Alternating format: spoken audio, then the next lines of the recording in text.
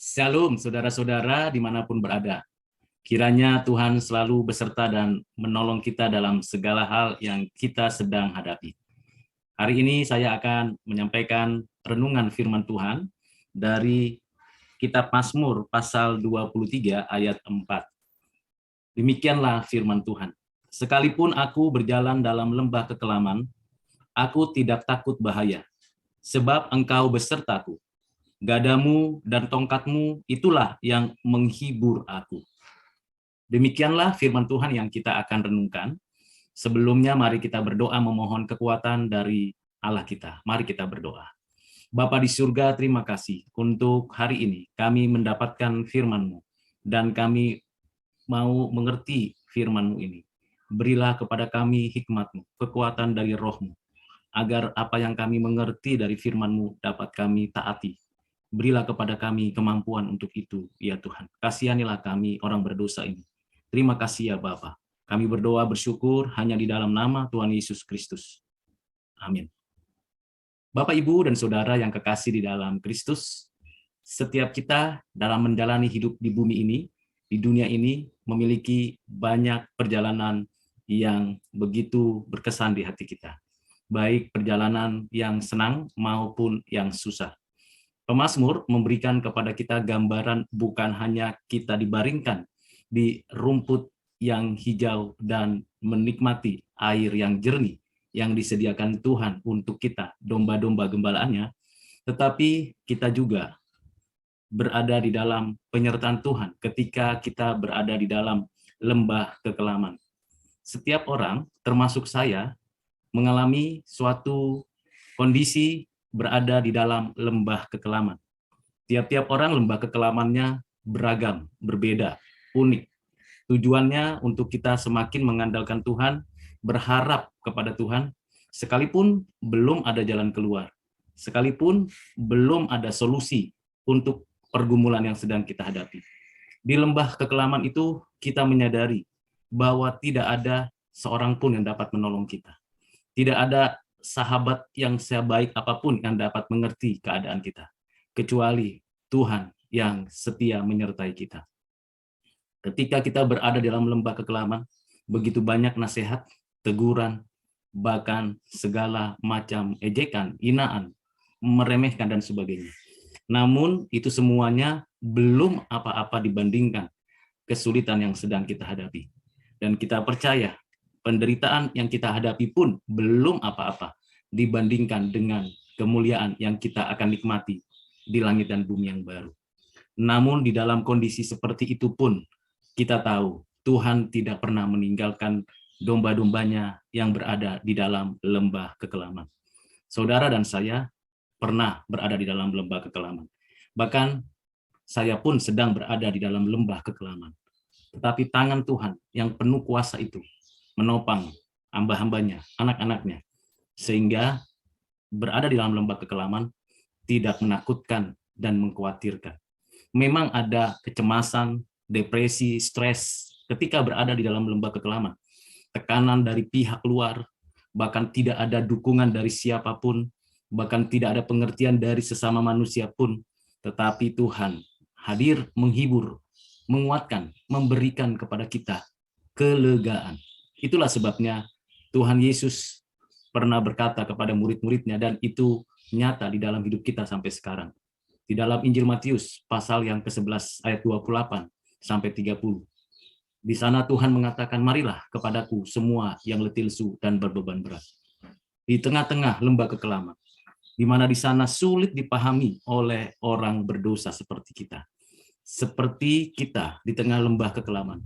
Seolah-olah Tuhan tidak menolong kita, tidak menyertai kita, membiarkan kita begitu jatuh terpuruk, dan kita hopeless, frustasi, putus asa, bahkan bisa membuat kita punya tindakan yang tidak berkenan di hati Tuhan. Namun kita harus menyadari bahwa semua kesulitan apapun yang kita sedang hadapi, Tuhan sedang merenda hari yang lebih baik untuk masa depan kita. Biarkan tekanan itu menjadi kekuatan bagi kita. Jadikan kesulitan peluang untuk kita lebih maju, lebih bergantung kepada Tuhan. Kita hanya bersandar kepada Tuhan dengan kekuatan tangannya yang tidak pernah ada tandingnya. Kita hanya bersandar kepada janji-janji Tuhan yang setia menyertai umatnya. Tidak mungkin kita bersandar pada manusia yang hanya berkata manis, enak didengar, bahkan mencibir kita ketika kita di dalam lembah kekelaman. Orang senang bersahabat dengan saudara dan saya ketika saudara dan saya di dalam posisi keadaan yang baik-baik saja, bahkan dalam posisi yang sungguh menggembirakan. Tetapi tidak ada seorang pun yang mau menjalani hidup bersama orang-orang yang berada dalam lembah kekelaman. Ingat bagaimana Ayub ditinggalkan oleh sahabat-sahabatnya, diremehkan, bahkan dianggap orang paling jahat dan paling berdosa kepada Tuhan karena kesulitan yang dihadapi. Anak-anaknya meninggal, istrinya mencaci, bahkan tubuhnya mengalami sakit penyakit yang luar biasa. Sehingga orang lain menilai, menganggap Ayub itu orang yang sedang dikutuk oleh Tuhan. Oleh karena kesusahan yang luar biasa yang dialami Ayub. Sehingga pada suatu ketika ia bertanya kepada Tuhan, Tuhan, mengapa engkau lakukan ini kepadaku? Apa dosaku? Apa kesalahanku? Apa ketidaktaatanku kepadamu? Tuhan diam. Tuhan membiarkan sahabat-sahabatnya yang katanya saudara-saudaranya, yang katanya teman-teman, tetapi semuanya hanya bisa berkata manis, menghakimi, menilai, dan hanya bertahan beberapa hari saja mendampingi. Selebihnya meninggalkan Ayub. Di tengah kesendirian itulah lembah kekelaman yang sangat menakutkan. Tetapi kita percaya bahwa Tuhan adalah terang itu sendiri. Dia akan menerangi hati kita ketika kita berada di dalam lembah kekelaman itu. Ayat ini memberikan kepada kita suatu pengalaman yang benar-benar unik bagi setiap orang percaya. Tuhan besertaku, gadamu dan tongkatmu itu yang menghibur aku. Gada dan tongkat dipakai oleh Tuhan. Biasanya para gembala memakai itu untuk domba-domba yang nakal, domba-domba yang tersesat, domba-domba yang terperosok. Mungkin saja ketika saya dan saudara berada dalam lembah kekelaman, kita adalah domba-domba yang nakal, yang terperosok, yang jauh dari hadapan Tuhan. Secara fenomena ritual keagamaan kita lebih baik dari mereka, tetapi sesungguhnya kita lebih rapuh dan lebih rusak dari manusia yang lain. Saudara, ketahuilah, gada dan tongkat Tuhan bukan untuk menyiksa dan menganiaya kita, bukan untuk meninggalkan kita dan menyingkirkan kita. Gada dan tongkat itu untuk menarik kita, mengarahkan kita, bergantung sepenuhnya kepada Tuhan. Marilah Bapak, Ibu, dan Saudara yang sedang berada dalam lembah kekelaman, seperti saya misalnya, kita terus maju, bangkit, pandanglah kepada Tuhan yang baik, yang selalu setia mendengarkan setiap apa yang kita keluhkan. Dan kita boleh menangis di hadapan Tuhan, dengan tangisan bukan tanpa pengharapan, tetapi dengan pengharapan. Melindungi, melayani, dan menyelamatkan kita, itulah penghiburan yang paling kuat. Kata-kata manis, anjuran, nasihat, teguran, bahkan ejekan, meremehkan kita ketika kita dalam lembah kekelaman, itu tidak perlu kita jadikan patokan.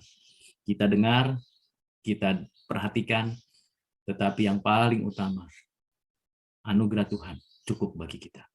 Kiranya renungan pada minggu ini untuk Bapak, Ibu, dan Saudara, termasuk untuk saya, menghibur, menguatkan, dan meneguhkan kita.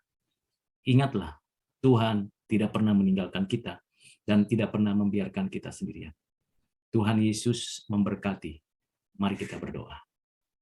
Bapa, terima kasih untuk firman yang Engkau berikan kepada kami. Berilah penghiburan-Mu di tengah-tengah kehidupan kami yang sedang berjalan dalam lembah kekelaman. Bawalah kami keluar ke rumput yang hijau dan air yang tenang. Dan mampukan kami melewati lembah kekelaman dengan gada dan tongkat-Mu. Hiburkanlah hati kami ya Tuhan. Berilah solusi kepada kami. Dan berilah damai sejahtera-Mu ya Tuhan. Berikanlah Tuhan kekuatan bagi Bapak, Ibu, dan saudara-saudara hamba-Mu yang sedang mengalami perjalanan di lembah kekelaman. Mungkin karena banyak hutang, banyak musuh, dalam kondisi sakit, atau dalam kondisi krisis dan kondisi kritis kesehatannya, bahkan yang berada di dalam stadium 4 kanker, ataupun di dalam kondisi ketidakberdayaan tubuh dan rohaninya. Tuhan, tolonglah anak-anak-Mu, siapapun mereka, yang sedang terbaring, yang sedang kesulitan itu, entah di rumah sakit, entah di penjara, entah di dalam keseharian mereka saat ini. Tuhan, kunjungilah mereka, kasihanilah mereka, berilah kepada mereka jalan keluar. Tariklah kami Tuhan dari lembah kekelaman itu, nikmati segala rumput yang hijau dan air yang tenang. Engkaulah gembala kami yang baik. Terima kasih Bapa. Inilah doa dan permohonan kami. Dengarkanlah ya Tuhan. Di dalam namamu Tuhan Yesus kami berdoa bersyukur. Amin.